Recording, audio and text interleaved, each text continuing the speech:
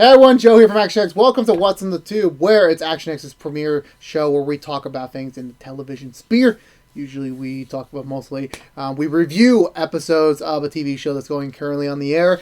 We review seasons by seasons of shows that have been completed or very much way ahead of the curve, or doing these quick impressions. This is the morning. If you get that Gene the Virgin reference, let me know in the comments. We're talking about Demon Slayer. Back-to-back anime reviews. This has been something that I knew I wanted to do last year, but I completely forgot to do it. But here I am talking about it, so I'm a little bit out of whack here. Tanjiro, yeah.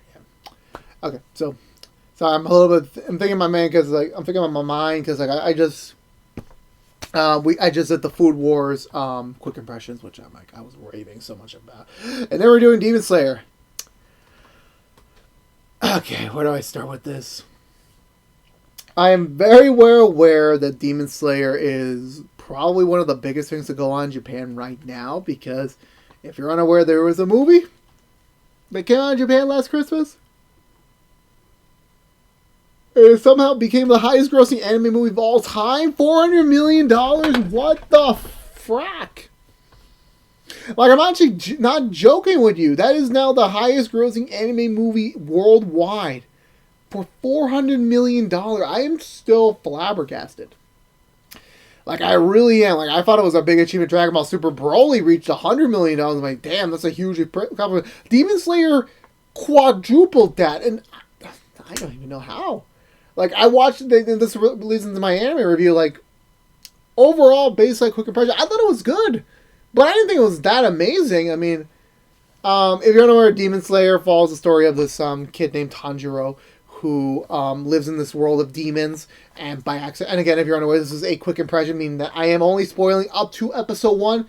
Everything else is like I'm not touching, so don't worry about it. But episode 1's premise is that Tanjiro is just a local small town kid that like his whole life is uprooted and it has changed. So now he has to adapt in this new, very perilous world of demons and just monsters lurking in the dark. But the thing that's always baffled me about this is that again the movie made $400 million. Like, how? Like, I really want to know, because like I saw the show because it was just one of those recommendations I just heard from someone. I watched it. I really did enjoy it. I don't think it was one of those shows like I did watch an episode a day somewhat, and I wasn't thrilled. I was into the story. I just never really got into like super hardcore into it like I was with Food Wars, or also prior to that My Hero. But I thought it was very good. I thought again the animation looked. It was different, but it was so colorful because the whole sword play came into play for me at a good stage, because I watched it in the summer of 2020, around the time I was starting to play Ghost of Tsushima. So getting to like actually do something with swords in the game, while also watching an anime based on it, was like, oh my god, it was so perfect. Oh my god. But I was just so I was not excited as much as I would like have to have been about it. The character of Tanjiro. I don't know how to say. Like, I'm so used to a specific anime protagonist. I mean, he's good, kind-hearted, very determined to his mission. I get that, but he never really had much of an edge. Like, from what I remember, like, I haven't seen Demon Slayer in a bit, so I could be wrong. I mean, I am going to see the movie. I am going to, they just announced they're doing a season 2 this year, so I am very excited for that. So I'm very happy that they get to continue their story properly after a humongous success the movie was. I wonder how they're going to, now do it, the style of telling the story, because, for so long, we've been used to, oh, hey, movies can't, anime movies are, original stories, most of the time not canon, because it's very hard to fit that into the premise of the anime. But then here comes the movie, no, we're just a straightforward adapting a manga arc, and I'm just thinking, wow. And the money they made, I'm like, this could change the game. I can imagine, in terms of My Hero, they could have done they could have adapted the what they actually never mind. I don't think they could have adapted anything because like the thing is that I have yet to see the movie, so I don't understand the context of the movie in terms of like what they were doing with that story in the manga. But I feel like if you had like a perfect like this could have been 4 episodes, 5 episodes in anime, like hey, why don't we make a movie out of it? Like we'll put a lot of more money and resources into it to make it like actually so good. And for like a lot of people like thought that like hey they were just gonna like now turn every arc into a movie just to make that much money. But the fact is no, like if, take My Hero for example, like I guess you could have done a movie based on the one of the biggest arcs, the Shie Sakai arc. You could have done it, but I don't necessarily think it would have worked because like dude, there was just so many characters and elements and like that was very much designed to like have a much more stretched out story than to condense it in 2 hours. I think it had to be like a very perfect size in the manga for it to be a movie. Where I'm now thinking about, and it also has to be pretty epic to be a movie. Like I've only seen the dub trailer for the movie. I've only seen that, so I don't know what else is going on in that sphere. I really don't know. I can't wait to see it eventually in dubbed in theaters at some point.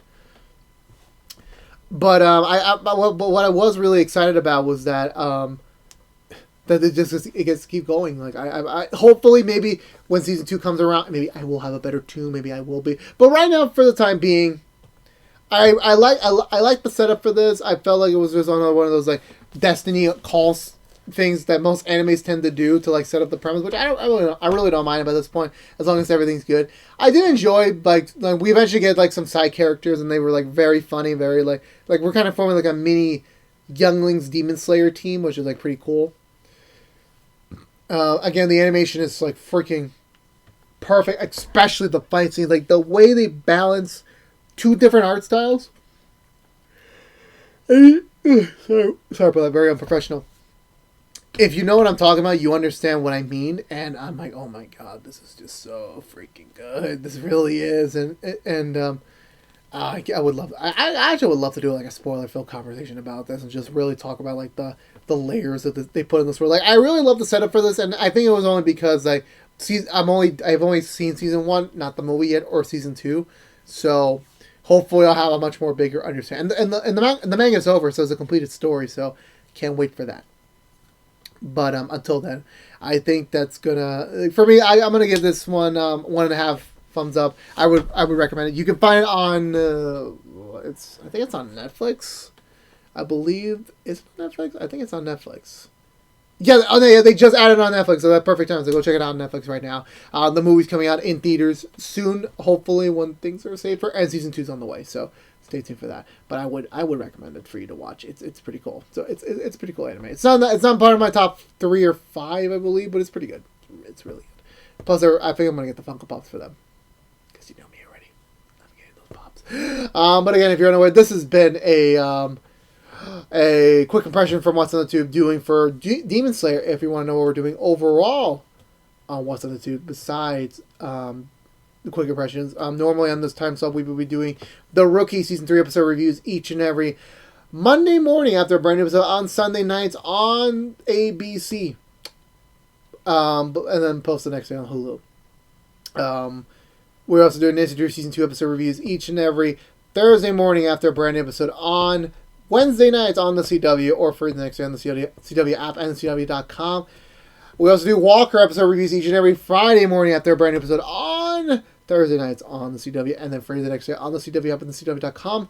The Rookie is currently on a break, but then Nancy Drew and Walker come back this week, so I'm very excited.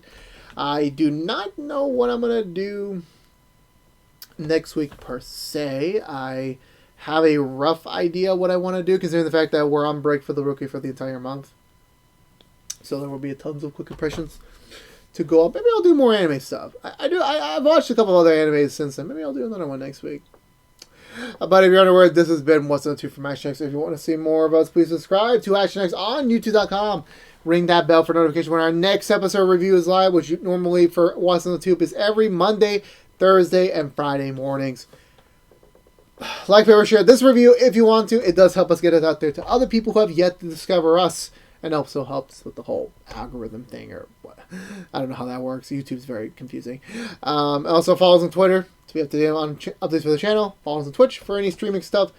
And hopefully for you fans of Demon Slayer, I probably will talk about Demon Slayer again in the future. So stay tuned. Or if you're a fan of me for this very limited interaction, hope to see you soon. But stay safe out there. Be good to each other. And as always, peace out.